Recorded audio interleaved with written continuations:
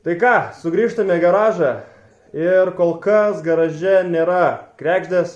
Kregždės projektas truputį yra pristabdytas, kregždė toliau miega žiemos miegu, bet apie kregždę tikrai atskira ir tikrai didelė tema yra, tai mes prie kregždės tikrai sugrįšime. O šiandien jau yra pavasaris ir šiandien sugalvojau, kad reikia man būtinai nusidažyti savo Mazdas Dailycar ratus. Tai va štai tokie Mazdos ratai. Ratai yra nuo Mazda RX8, bet esame ant Mazda 6. Šiaip važiavau jau ilgai, gal 4 sezonus. Čia buvau nudažęs plastidypų, kažkada buvo jie ir sidabriniai, bet labai prastos būklės. Nudažiau plastidypų, ko nerekomenduoju niekam daryti. Dabar jau turime čia jau sušveistas ratas, paruoštas gruntavimui. Šie 3 ratai yra ne visai paruošti gruntavimui, dar truputį reikia sušveisti, bet yra jau nemažai apšveista. Kokia pagrindinė bėda buvo šių ratų, tai visi 4 buvo kreivi, vienas ypač kreivas, bet kreivumas dar nebuvo pati didžiausia problema. Didžiausia problema buvo, kad jie buvo ir įskylę, ir skylę tiesiai va per stypiną. Šitas ratas buvo labiausiai skylęs. Turime ir kitus truputį pavyrintus ratus. Tai va, truputį yra čia pavyrinta, irgi turėjom skilimą. Tai iš šitų ratų 3 ratai buvo vyrinti ir ištiesinti. Dar buvo prie to pačio ir nutekintos šitos vietos, kad būtų lygus. Tai dabar Mazdos RX8 ratai visi yra 100% tiesus. Nu, aš bent jau tikiuosi, kad jie yra tiesus. Tai Mazdos ratai kaip yra paruošti tiesus, tai galėsim pradėti gruntuoti, dažyti, lakuoti. Tai liko susišveisti 3 ratus ir galėsim pradėti pirmą etapą gruntavimą. O po to žiūrėsim, kokia būklė po gruntavimo, po to švietimo grunto. Jeigu dar kažkas lis, galbūt mes dar pragruntuosim, bet šiaip nenorėčiau labai daug dėmesio skirti ratams, nes galimai mes juos vėl nubalnosim. Tai reikia padaryti taip, kad atrodytų visai neblogai. Tai turėtų mums visai pavykti. Dar prie ratų temos turime ir štai tokius Volkswageninius ratukus. Yra R18. Jų problema irgi buvo, kad jie buvo kreivi, tai jie yra visi ištiesinti. Iš 4 ratų 2 ratams buvo atliktas vyrinimas, nes buvo skylės šioj vietoj. Šių ratų mes neperdažinėjom. Šiuos ratus darysim kitaip, darysim tik tai šią palangytę bandysim atkurti. Turim nuo bortų visokius iškandžiojimus, kuriuos turėsim sutvarkyti su dildė metalui, ten šlifuoti, dildinti.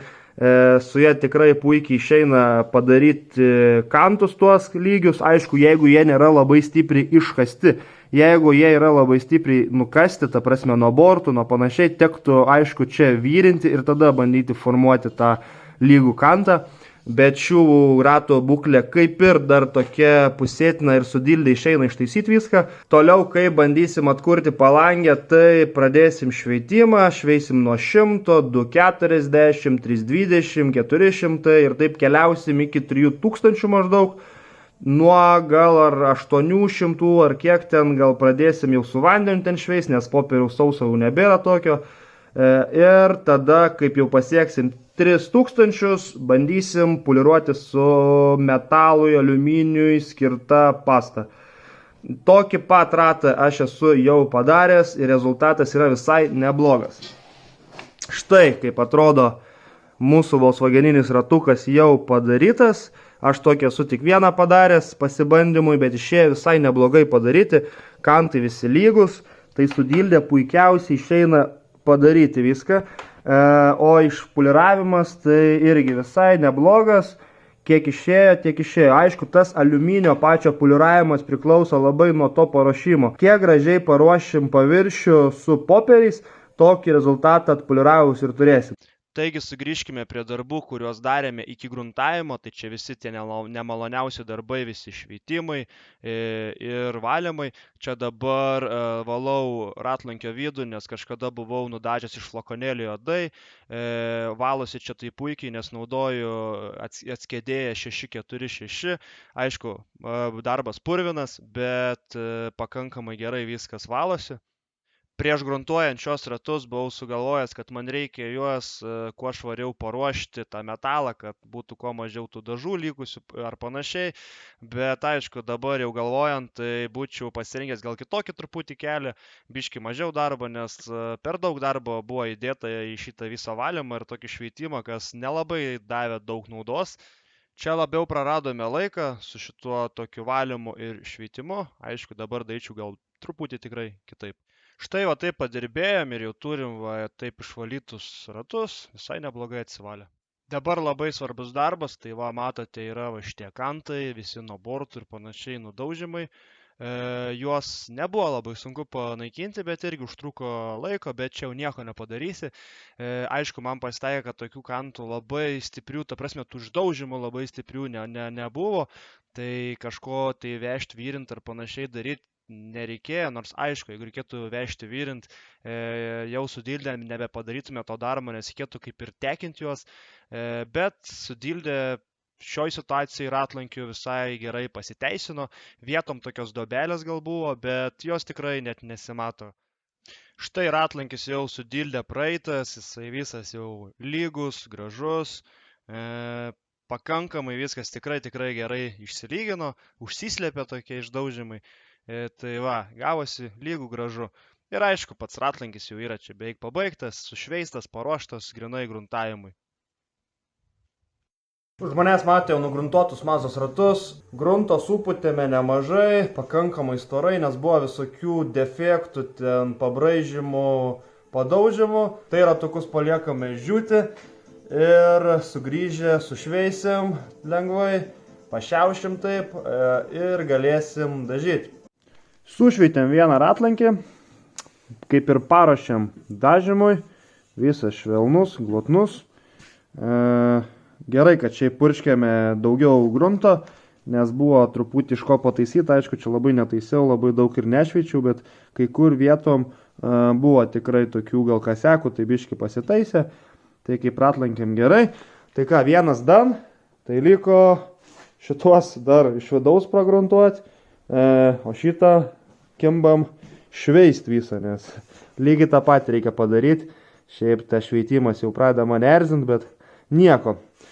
Šitą susišveičiam, tuos prasigruntuojam, tuos taip pat susišveičiam ir pulsim dažyti, bus viskas, tikiuosi, ledas.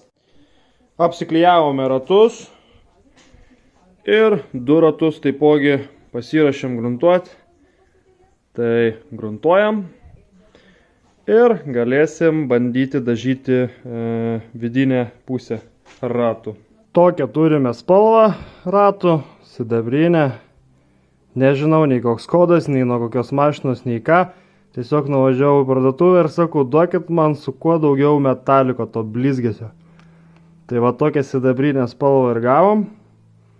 Net neįsivaizduoju, kaip jin čia žėsis ant ratų. Bet labai įdomu šiaip dažyti bus, nes įdomus koks rezultatas gausis. Nes šiaip įdomi tokia spalva, sidabrinė su daug metaliko. Tai va, kaip ir nudažėme ratus, ratai tokie gavosi spalva sidabrinė su daug metaliko. Nu, įdomi spalva, bet visai gera, sakyčiau. Neapsėjom be patiokų, biški čia matosi patiokas. Čia toks riebesnis, sakyčiau, patiokas. Aišku, gerai, kad iš vidinės pusės tai nesimatys. Esmė, kodėl man tie patiokai čia pasidarė, nes su pulizatorium čia prieimas yra labai prastas. tą šlangą dar reikia laikyti. Tai labai prasta situacija gaunasi čia dažyti, plus prisipučia lako garų, jie neišeina per, vis tiek šitoks kaip bliūdas gaunasi. Ir tam bliūdė prisipučia tų garų, nieko nematai, tas atstumas irgi čia toks labai ribotas ir gaunasi taip, kad nori vis tiek va čia apačioj pripūsti.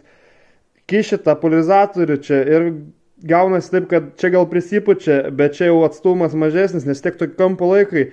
Ir gaunas, kad čia daugiau lako gauna ir automatiškai va, didesnė tikimybė paleisti patioką. Automatiškai mes juos ir paleidom, tos patiokus. Tai kitus ratlankius darysiu kitaip. Ta prasme, gal labiau nedapūsiu aš to lako, vis tiek šitą vidinę pusę, bet tų patiokų nepripūsim tokių didelių. Bet šiaip principė visai neblogai gavosi. Tik kad patiokai, bet vis tiek svarbiausia neprileis patiokų, kaip jau dažysiu išorinę pusę, nes vidus kaip ir, nelabai matysis, tiek ant mašinos užsidės, ten nors gal ir įmanoma jos dar ir pripoliruoti, bet čia ratai, tai čia ne kokia kėbulo dalis ar bumperis ar dar kažkas. Čia tiesiog ratai, tai čia vis tiek vidus apsineš, sakyk, šūdais nuo stabdžių diskų, tai čia šiaip vienodai gaunasi. Šiaip iš vis galėjau net nedažytas čia nei tos pusės, dažiau labiau čia gal ant pabandymo, kaip čia gaunasi, bet aišku, čia nesąmonė ir dažyti va šitą vietą, bet kažkaip. Tai štai pavyko mums padaryti Mazda ratus, nudažėme, viskas tvarkoj gavosi, lakas išsitempė, patiokų neprisidarė, turime ir porą nuotraukų, kaip atrodo iš skirtingų kampų tie ratai ir dar vieną video, kaip atrodo jau užmontuota padanga. Ir, aišku, Leono tie volkswageniniai ratai su populiaruotom palangėm.